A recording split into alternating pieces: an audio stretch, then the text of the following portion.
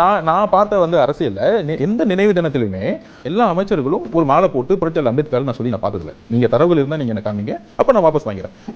1972 சென்னை வியாசர்பாடியில் அம்பேத்கர் கலைக்கல்லூரி தொடங்கப்படுது.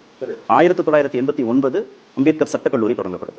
2000 ஆண்டு சென்னை அடையாறுல அம்பேத்கருக்கு மணிமண்டபம் நிறுவப்படுது. 1990 அவருடைய நூற்றாண்டை ஒட்டி நீண்ட நெடிய கொண்டாட்டங்களை தமிழ்நாடு அரசு இங்க ஏற்பாடு பண்றாங்க. அம்பேத்கர் தொழில் முன்னோடி திட்டமே தனியார் செயல்படுத்துறாங்க. அம்பேத்கரை முன்னிலைப்படுத்தி இந்த கல்வி நிறுவனங்களாக இருக்கட்டும், இல்ல தொழில் திட்டங்களாக இருக்கட்டும், தொடர்ந்து முன்னிலைப்படுத்தி தான் இருக்காங்க. சாதி ஒழிப்பு திட்டங்களாக பெரியார் நினைவு சமத்துவபுரம் தமிழ்நாடு அரசு இங்கே உருவாக்கி இருக்காங்க. கலப்பு திருமணம் பண்ணீங்கன்னா 50,000 ரூபாய் உங்களுக்கு உதவித்தொகை கொடுக்குறாங்க. நீங்க அனைத்து சாதியினரும் அர்ச்சகராகலாம் திட்டத்தை கொண்டு வந்து அவங்க எல்லாரும் சமம்ங்கிறத கொண்டு வந்து அதற்கான முனைப்போட செயல்படுத்தி கொடுத்துருக்காங்க. இப்படி நீங்க சுயமரியாதை திருமணத்தை ஊக்குவிக்கலாம். இப்படி ஒரு புறம் நிர்வாக ரீதியாக ஒரு அரசு என்ன செய்யணும் சாதியை ஒழிப்பதற்குன்னு நடவடிக்கை. இன்னொரு புறத்தில் நீங்களே குறிப்பிட்டது மாதிரி 2000 ஆண்டுகளாக இருக்கக்கூடிய சாதியை மனதளவில் ஒழிக்கிறதுங்கிறது ஒவ்வொரு குடிமகனுக்கான அடிப்படை கடமை. இதை நீங்க ரெண்டையும் ஒரு புள்ளியில இணைக்கிறதுனால இந்த சிக்கல் இருக்கலாம்.